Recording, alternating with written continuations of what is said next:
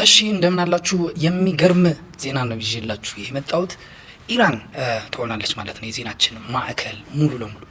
እንግዲህ ትናንትና ባቀረብኩላችሁ ዘገባ በጄኔቫ በተካሄደው ድርድር ኦልሞስት በብዙ ነገር መስማማታቸውን ለሚቀጥለው ሰኞ ግን ቴክኒካል በሆኑ ኢሹዎች ላይ እንደሚናገሩና ምናልባትም ሊፈራረሙ እንደሚችሉ ነግሬያችሁ ነበረ እና እሱን ትንሽ ለማብራራት ያህል አንዳንዶቻችሁም ስለጠየቃችሁ ከዛሬው ግጭት ጋር አያይዤ እነግራችኋለሁ ማለት ነው።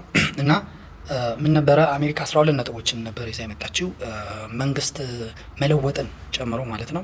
ተቃዋሚዎችን መፍታት፣ ሚሳኤል ማምረት ላይ የተለያዩ ዜሮ ኢንሪችመንት የመሳሰሉ ነገሮችን ይዛ መጣች። ከ12ቱ ኢራን 11ዱን አልቀበልም ማለች። ሉዓላዊነቴን የሚጋፋ ስለሆነ በኒውክለር ጉዳይ ብቻ ነው መደራደር መፈልገው አለች። ኦኬ ተቀበለች። ሰው መቀበል ነው የሚባለው። አሜሪካ ተቀበለች። እሺ እንናገር ምንድን ነው እዛ ላይ ደግሞ እንደገና አሜሪካ ቀረበችው። አንደኛ ዩራኒየምሽን ዜሮ ማስገባት አለብሽ የማበልጸግ ስራሽን ማለት ነው። ሁለተኛ አሁን ስንፈራረም ለሁለተኛ ኒውክለር የሚባል ነገር አልነካም ብለሽ እስከ ዘላለምሽ እድሜ ልክሽ ድረስ መስማማት አለብሽ የሚል ነው የተመጣችው። ሁለቱንም አልቀበልም ማለች። እስከ 3.67 እስከዛ እንትን እላለሁ አወርዳለሁ፣ ዳይሉት አደርጋለሁ። ሌላ ምንም አይነት የዩራኒየም የጦር መሳሪያ አይኖረኝም። ለዛ ለጦር መሳሪያነት የሚበቃ ዩራኒየም አላበለጸግም። መቆየው ደግሞ ከ3 ዓመት እስከ 4 ዓመት ነው ይሄ ስምምነት የሚቆየው አለች። ማናት ያለችው? ኢራን። እና በዚህ ተስማሙ ማለት ይሄን አቀረበች ኢራን። ከዛ በኋላ በቃ ቬና ላይ እንገናኝ በሚል ማለት ይሄ ማን ነው 3.67 መድረሱን የሚያው አይኤኢኤ ይገባል፣ ይገባል። እነ ፎርዶን እነ ኢስፋን የመሳሰሉትን ነገሮች ይቆጣጠራሉ ወይ? እሱ ላይ መናገር አለብን የመሳሰሉ ነገሮች። ሀው የሚለው ዋት የሚለው ላይ ተስማምቷል። ሀው የሚለው ቴክኒካል ኢሹ ላይ ለመስማማት ቬና ኦስትሪያ ላይ ለመገናኘት ቀነ ገደብ ይዘው ነበር ማለት ነው። ይሄ ነገር ትራምፕን አላስደስትም። እሱ እንደተናገረው እስራኤል ደግሞ ሙሉ ለሙሉ አላስደስታትም። ምክንያቱም የእሷ ፎርሙላ ሙሉ ለሙሉ ወጥቷል። ሙሉ ለሙሉ የአመራር ለውጥ በሉ ይሄ ፕላስ ዜሮ ኢንሪችመንት እንዳለ በአሜሪካ ፈርስት ፎርሙላ ነው የተሰራው። ስላልተመቻት ዛሬ ምን ተደረገ ብላችሁ ስትመጡ ኦልሞስት ያለቀ ነገር ነው ብላችሁ ነው የምትወስዱት። አጠቃላይ ፎርማቱ ስታዩ አንዳንዶቻችሁ ስጠይቁኝ እንደውም ኧረ አልተስማሙም፣ ሳይፈራረሙ አለመፈራረም አለመስማማት አይደለም። ገባችሁ? ሙሉ ፎርማቱ ሙሉ ፕሮፖዛሉ አሜሪካ ተቀብላ ነው የሄደችው። በቃ በሚቀጥለው ሰኞ ቬና ላይ እንገናኝ ማለት መቀበል ነው። ያንን ፕሮፖዛል እቀበላለሁ ነው። ሪጀክት ብታረገው ነው አልተቀበለችም ይባላል። ኦማንም ይህንን ይዛ ነው ድርድሩ እንዲቀጥል እየሰራች ያለችው ማለት ነው። ፕሮግረሲቭ ነው በጣም አሁን ኦልሞስት ወደ 80% ያህል ለስምምነት ቀርበዋል። ይሄ በጣም የሚተገበር ነገር ነው ብላለች ኦማን ራሱ መግለጫ። ዛሬ ምንድን ነው ዛሬ ጠዋት የተከሰተው ነገር? የትላንትና ልናገር። ትላንትና የአሜሪካው አምባሳደር በእስራኤል ማለት ነው ማይክ ውካፔ የሚባለው ይሄ ባለፈው ከታከር ካርልሰን ጋር የተከራከረው እስራኤል የአብርሃም ልጆች ሙሉ መካከለኛው ምስራቅ መውረስ አለባቸው ብሎ የሚያምን ነው። ትራምፕም የዚህ እምነት ተከታይ ሊሆን ይችላል። ሞሮፍ ጽዮናዊ ክርስቲያን የሚባል ሰው ነው።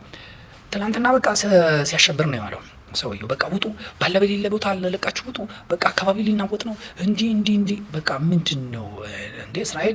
ኧረ ሁሉም ሰላም ነው፣ ችግር የለም፣ ምንም የለም ምናምን። ማታ ላይ ስቴት ዲፓርትመንት ውጡ ከአካባቢ ምናምን የሚል ነገር አለ እና ይሄ ዝም ብሎ ማክሲመም የሆነ ፕሬሸር ነው ብሎ ብዙ ሰው የተረዳው።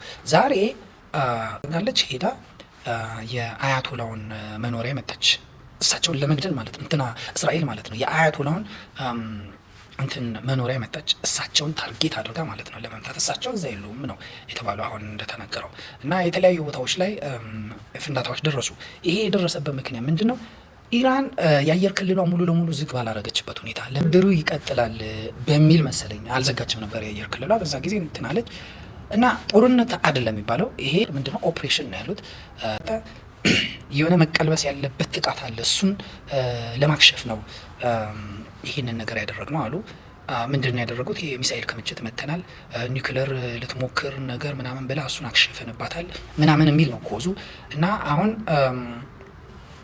ትራምፕም ወጥቶ ምን አለ እንግዲህ የአሜሪካን ሕዝብ ከጥቃት ለመከላከል ነው የመሳሰሉ ነገሮች አለ። ለማንኛውም ኦፕሬሽናል ኮምፓክት ብሎ ነው የተናገረው ሰውየው ማለት ነው፣ ትራምፕ ማለት ነው።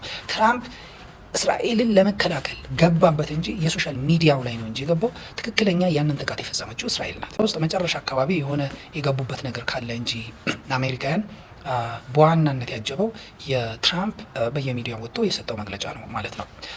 ምን ሆነ ታዲያ ማለት የአየር ጥቃት ብቻ ሳይሆን የሳይበር ጥቃትም ነው ላይ በኢራን ሚዲያ ላይ የሳይበር ጥቃት ተፈጽሟል። ኢራን ደግሞ መልሳ በአሜሪካ የአየር ኃይል የባህር ኃይል ላይ ከፍተኛ የሳይበር ጥቃት ፈጽማለች። ለሁሉ ነገር መልስ ሰጥታለች። በሰሜን እስራኤል ላይ ከፍተኛ ጥቃት አድርሳለች። በባህሬን ላይ እዛ አካባቢ ባሉ ነገር አቅሟን ለማሳየት የምችለውን በሙሉ አድርጋለች። አቅሟን አሳይታለች። ጦርነቱ ቀጠለ ወይ ብትሉ ይሄ ጦርነት አይደለም አባቸው። ጦርነት ከሆነ ኦፕሬሽናል ካልሆነ የምር የሚቀጥል ከሆነ ጦርነት ማለት ፊልም ላይ እንደምናየው መሆን አለበት። ልክ እንደ ከፈተና አሁንም ሲዋጉ ማየት አለበት። ጠዋት እንትናሉ አቆሙ፣ በቃ አለቀ። የእስራኤል ወገን ማለት ነው። ኢራን በምላሹ መታች፣ አቆመች። መሆን አሜሪካውያን አስበውት የነበረው ይሄ ቢፈልጉት ቢሆንላቸው ተቀጥቅጣ ወደ ድርድር መጣች። ተሸንፋ ነው የመጣችው። ተመታ ሳትወድ በግድ ነው የመጣችው እንዲባልም ነው። ሌላ ደግሞ ኢራን ደግሞ በፖሊሲዋ ምናል አንደኛ ተመቶ ድርድር የለም፣ ሁለተኛ ከመታኝ እመታለሁ አለበለዚያ በፍጹም አልተውህም፣ ሶስተኛ ሰው ከሞተባት አደባባይ ወጥታ ትናገራለች ማለት ነው። ገብቷቸዋል። እና ጦርነት አልተካሄደም። ፔንታጎን ጦርነቱን አልቀጠለም። ገብቷቸዋል። ፔንታጎን ይሄን ቢቀጥልበት ኖሮ የሃርሙዝ ሰርጥን መያዝ ነበረበት። ይችላል አይደለም፣ መያዝ ነበረበት። በተከታታይ ሳያቆም እስካሁን ድረስ 30፣ 40፣ 120 ምልልስ ምቶች መደረግ ነበረባቸው። አልቻሉም፣ አላደረጉም። ይሄ ነገር ወደ ጦርነት ይለወጣል ወይ አይለወጥም? ማታ ነው የምናየው። ማታ እስራኤልና አሜሪካ ተባብረው ኢራንን ከመጡ ጦርነት ይሆናል። ግን አሁን ባለው ሁኔታ አሜሪካ እንደ ተቋም ወደ ጦርነት የመግባት ፍላጎት አሁንም አላየ ነው። ምክንያቱም መታች ሂት ኤንድ ራን ነው የታየው ማለት ነው። እመለሳለሁ።